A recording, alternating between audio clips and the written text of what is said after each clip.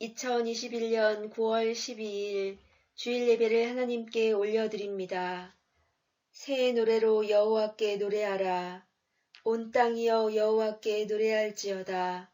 여호와께 노래하여 그 이름을 송축하며 그 구원을 날마다 선파할지어다.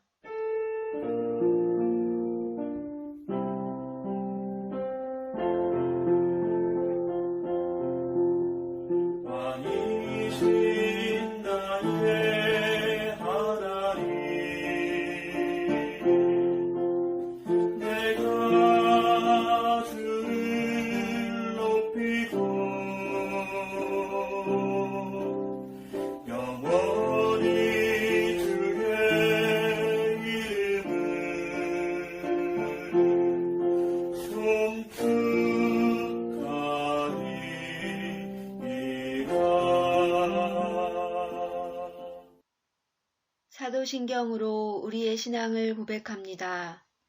나는 전능하신 아버지 하나님, 천지의 창조주를 믿습니다.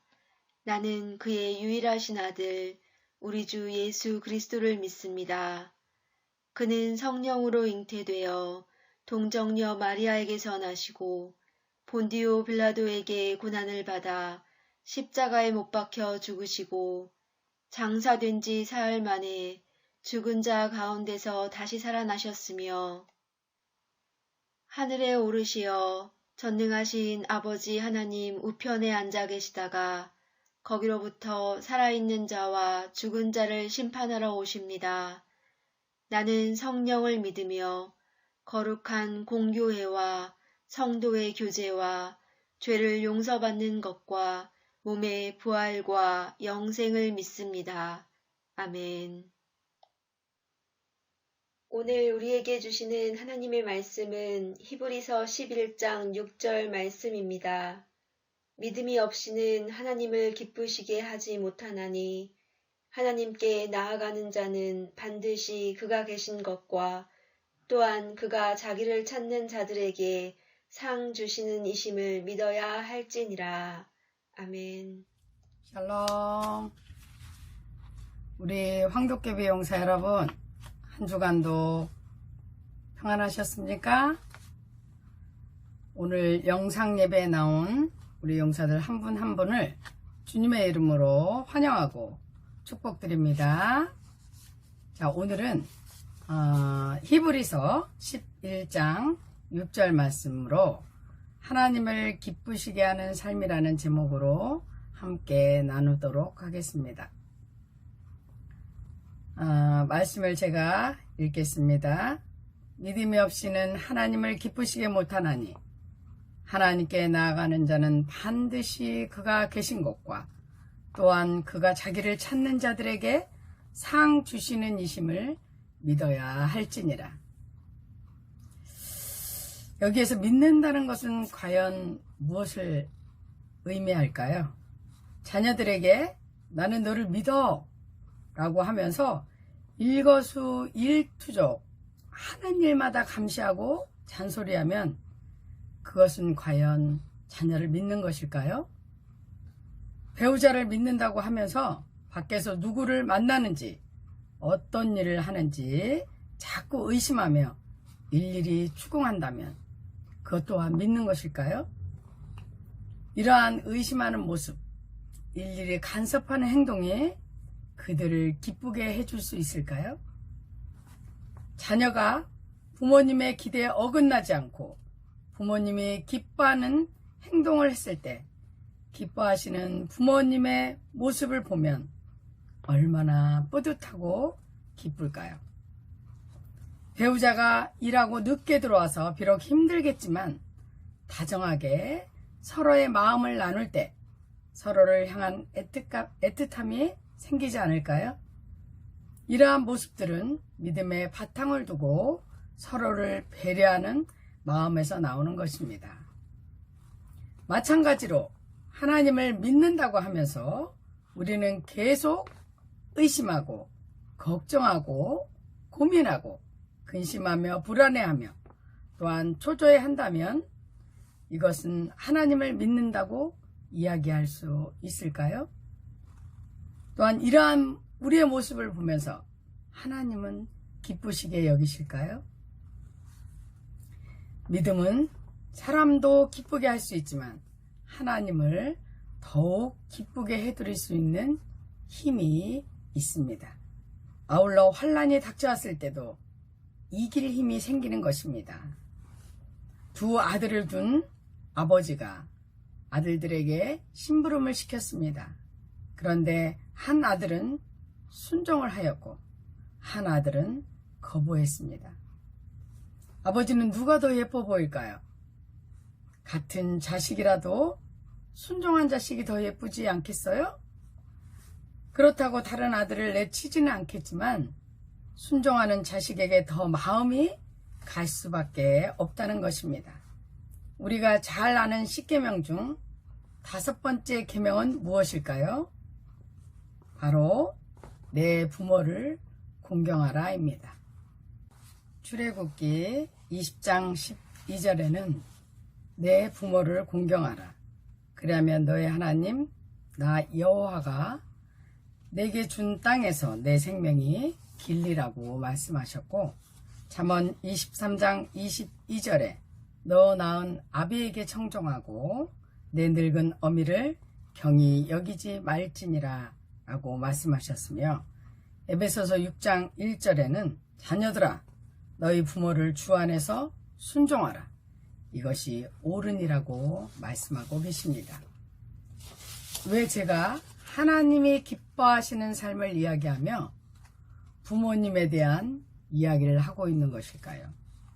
그것은 히브리서 8장 5절에 이 세상에 있는 것은 하늘에 있는 것의 모형과 그림자라고 말씀하고 계십니다. 우리가 눈에 보이는 부모님에게 잘 하지 못한다면 과연 눈에 보이지 않는 하나님을 공경할 수 있을까요? 하나님은 무소부재하신 분이십니다. 또한 전지전능하십니다.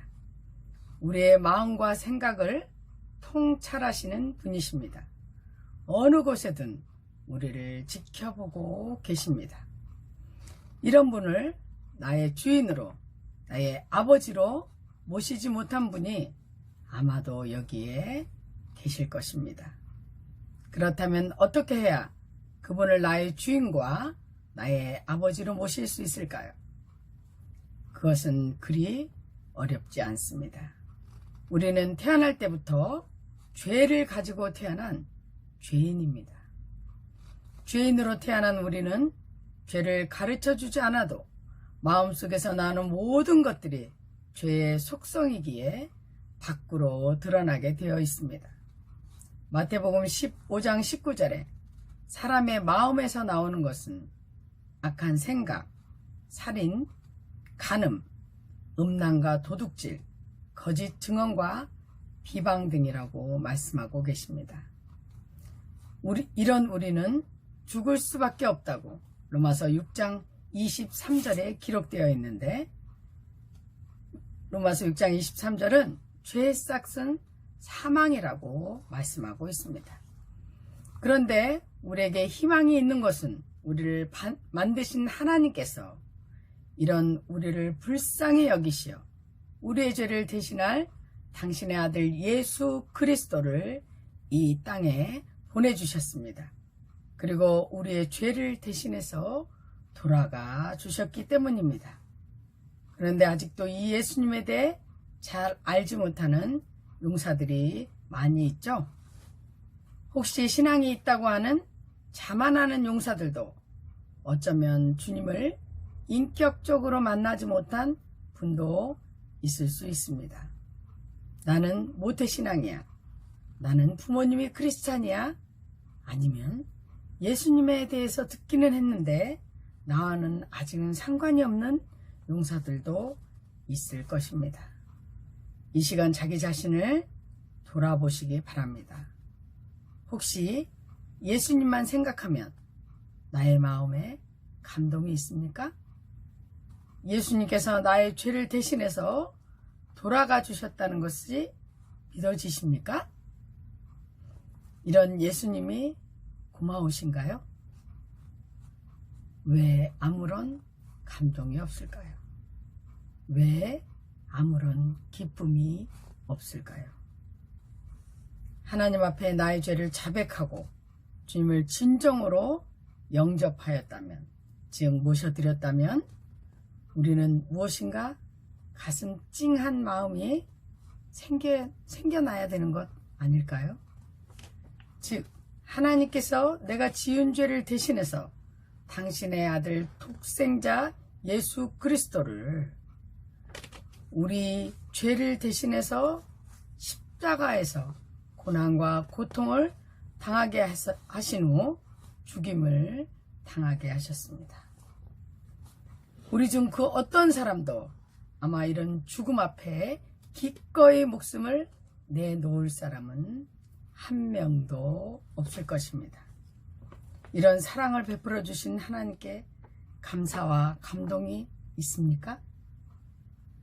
혹시 어떤 물건을 너무나도 갖고 싶은데 나는 살 능력이 없을 때 나와 상관도 없는 사람에게 사달라고 하면 그 사람이 흔쾌히 사줄까요?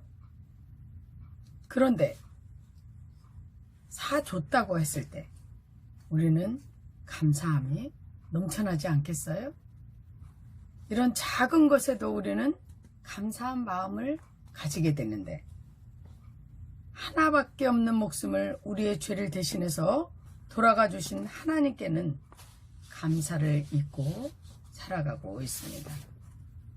하나님은 우리를 창조하셨기에 우리의 일거수일투족을 너무나도 잘 알고 계십니다.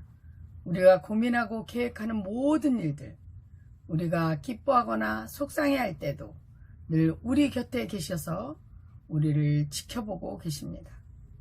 이런 하나님을 만난 용사들은 하나님과 동행하며 하나님이 기뻐하시는 일이 무엇인지 성경 말씀을 통해 알 수 있습니다.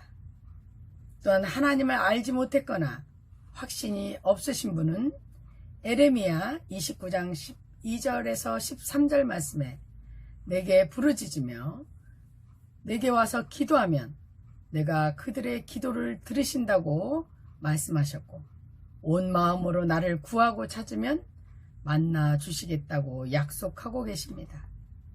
우리 귀한 황도깨비 용사들이여, 인생에 있어서 가장 중요한 것은 겸손히 인격적으로 하나님을 만나시는 것입니다.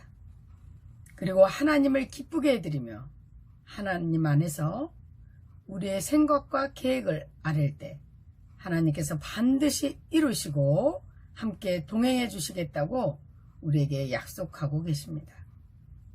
하나님의 가장 기뻐하시는 일은 우리 죄인들이 주님 앞으로 돌아오는 것입니다. 그리고 주님과 함께 동행하며 함께 교제하는 것입니다.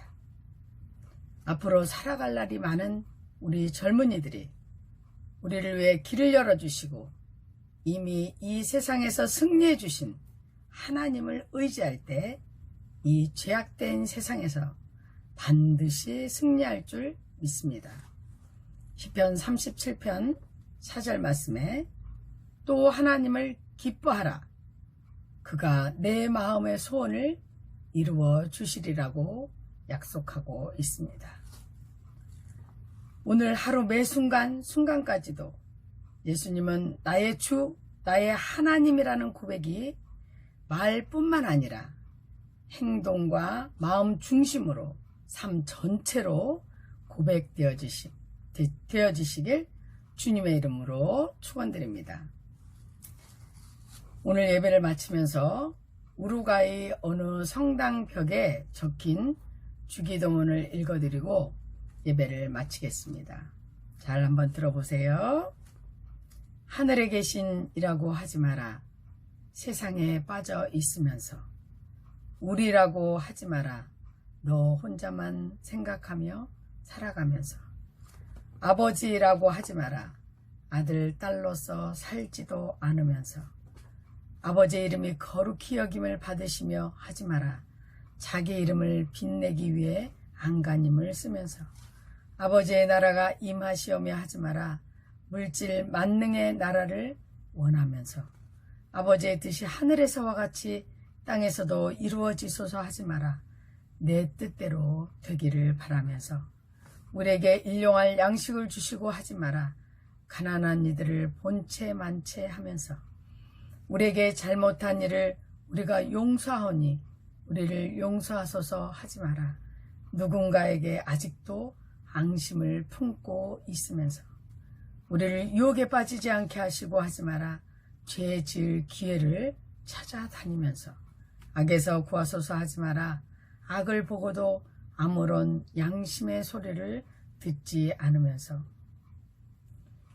오늘 이 말씀을 보면서 우리 그리스도를 향한 질책의 말씀 같아 마음이 애잔함이 느껴집니다.